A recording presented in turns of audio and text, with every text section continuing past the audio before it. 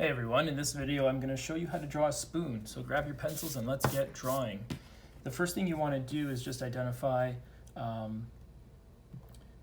direction that your spoon will go. We'll start off with something round over here, and then we'll go away from us. And the handle in this spoon will go a little wider over here. So that's essentially what we're going to be drawing. The spoon has a lot of shadows and creates a lot of shading because it's a round piece. The first thing you really want to do is develop the outer part of this spoon shape in a way that you're happy with. So this needs to be nice and round, but not too round and not too flat. So kind of starting out with this is like the first step to drawing a good spoon. So follow along. I think everyone knows a spoon is like a cooking utensil. You can use it for food preparation and things like that. But did you know that there's actually 50 types of spoons in the world? Each with their own little variations. So, I mean, the common spoon is just kind of a handle with a round piece, but I guess there's some with like holes in it and some that are like square. I guess there's so many different ways that you can make a spoon. But they say that there's over 50 types of spoons in the world, so that's quite interesting. And actually both the Greek and Latin words for spoon come from the word cochlea, which is a spiral-shaped shell.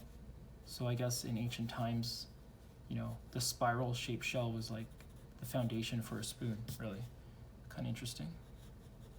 Let's get back to the drawing. You can see I'm just finalizing the shape of this because that's really is what is going to make this look as real as possible. Okay, so you do have your spoon there, and what you want to do is bring this part up and over like this, and this will go back, over,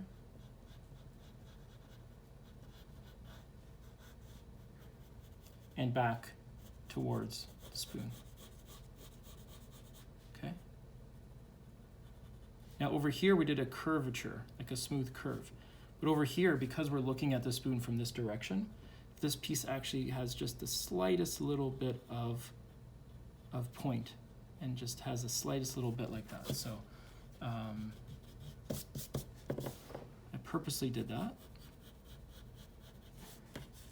And I want to make this not as wide, so I just erase that as well.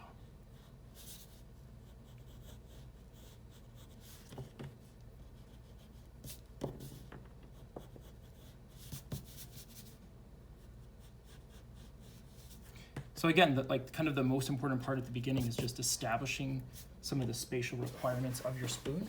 And if you're not fully happy with it, just keep at it, keep erasing until you're happy with the lines and the curvature of your spoon.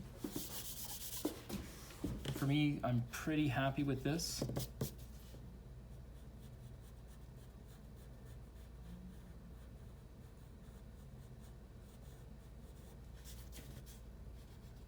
So what I would say is we can move on to some shadows and shading as well.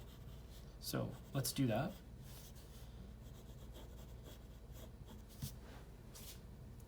This is going to be a concave piece.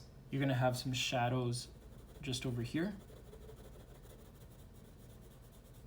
So start on the left and just draw out some of these shadows on the left, just like that.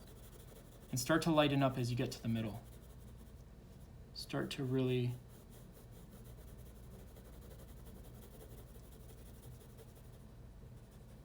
there you go. Okay.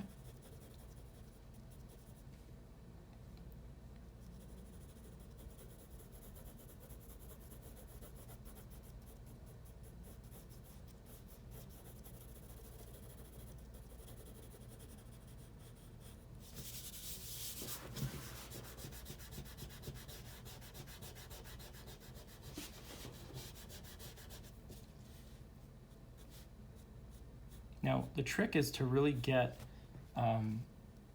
some of these lines going that really make this look as 3D and realistic as possible. So in doing so, you might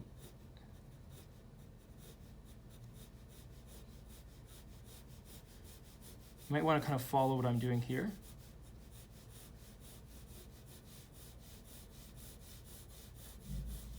Okay. Use your smudge technique to kind of bring it all together.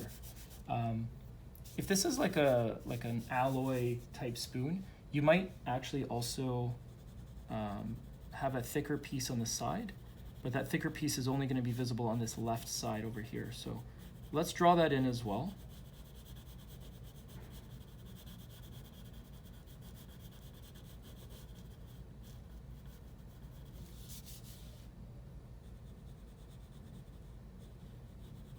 In this part, you really want to make sure that the thickness of this line is pretty uniform throughout, because it's actually making the side of the spoon, not the side, but like the actual maybe 1/2 millimeter thick material that is the spoon. So you kind of want to make sure that this is pretty uniform as much as possible.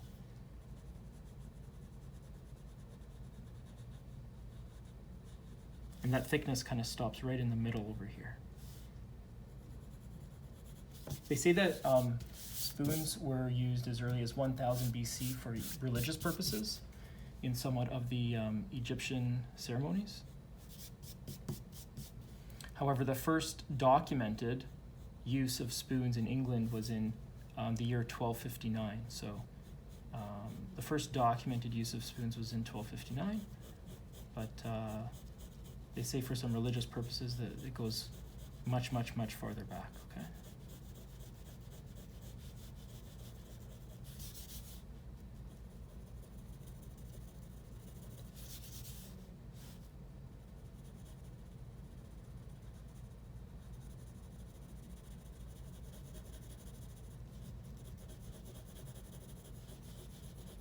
What we're doing here is just trying to create some textures here, just, you know, not leaving this unshaded.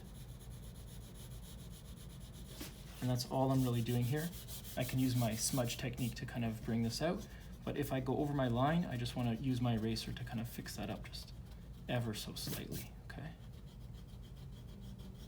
That's it right there. Okay. Now, the other thing that we could say is this isn't necessarily exactly flat. There's a bit of curvature to this in this example. Every spoon's a little different, but I'm going to draw these tiny little curvature lines that might exist over here.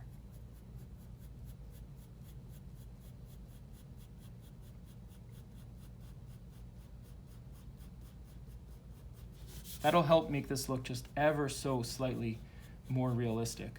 Bring up your lines. Bring the lines out from that darker piece, and you'll see that this will look a lot better.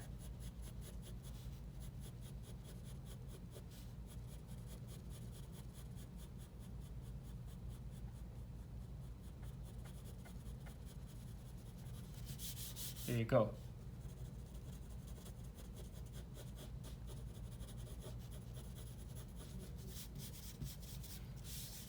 So we're going to work on the round part of the spoon.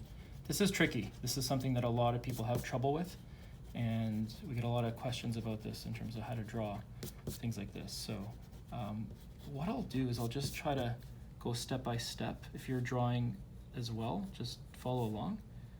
Pause as you need to though. The first thing that you want to identify is that around the outer edge, you might have a lighter part of the spoon,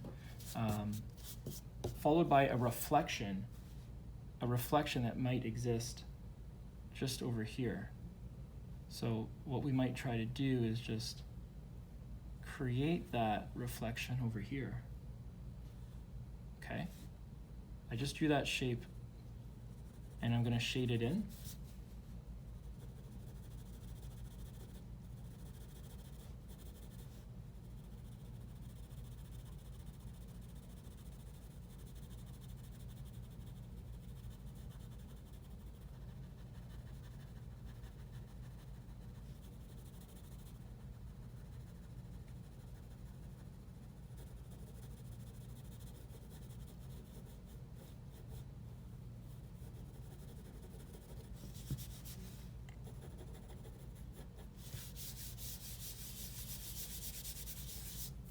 use your smudge to kind of let that bleed into each other.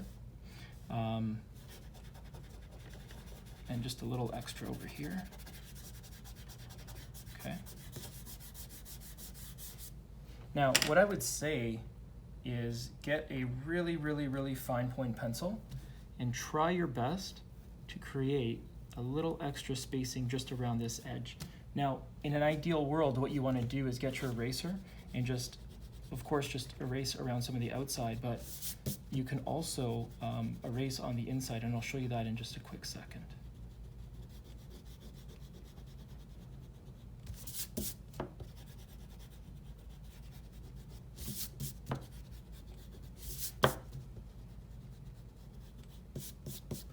So what I'm going to do here is actually, I'm going to try to erase on the inside, but I might actually just lose the spoon shading itself, and that's fine, because I'm just going to put it right back. So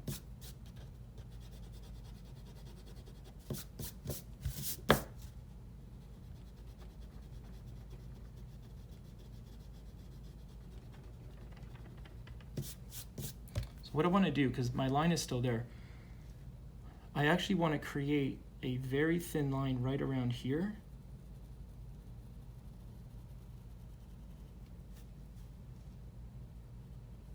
That exists like that, and then right around here.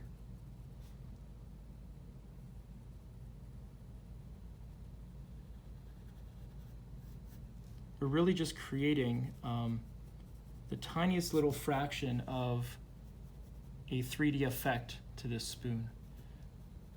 That's all we're really doing here. Now I'm going to move back over to my 5B, and I'm going to put back some of the shading, but I will not touch that white space that I just drew in there. So you notice how I use my eraser to kind of take a step back, and I am carefully going to not get any lead inside of that zone. Okay. If you do, it's fine. You can figure it out. You'll do fine. I know it, but just follow me along over here. Okay. Now, a little bit in there is okay. Now, this spoon is also round over here, right? So you do want to also just get some lines in here.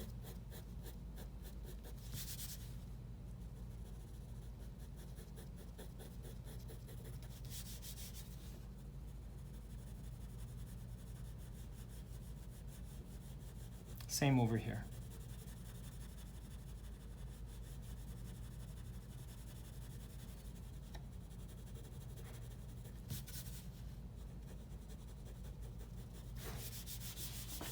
Now, using your smudge is really important when you draw a spoon. It really helps bring it all together.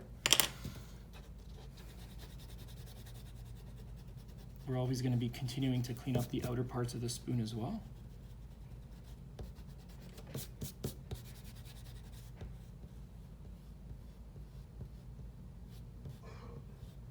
You'll see me do that as well. They say it was common to find spoons like bronze spoons and silver spoons in the homes of wealthy people during the Greek and Roman empires. And also on that note, the rich would send a gift of 12 spoons, for example, for a child that was christened, for example. But if you weren't wealthy, you would just send 1 spoon. So, you know, the wealthy would make it 12, like a whole set of 12 spoons. But if you weren't, you know, that wealthy, you would send just 1 spoon. So there was almost like a kind of a protocol when it came to fancy spoons as a gift. So kind of interesting how something as simple as a spoon can have so much history behind it. We kind of lost some of this over here, so I just want to get that back.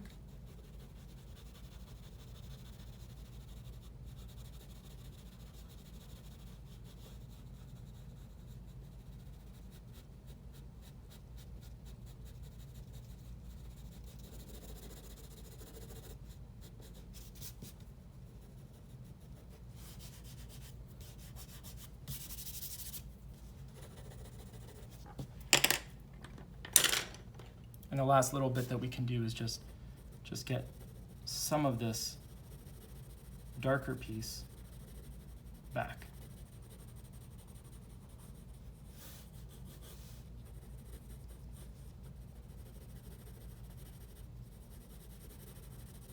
And I'm just using a 7B to do that.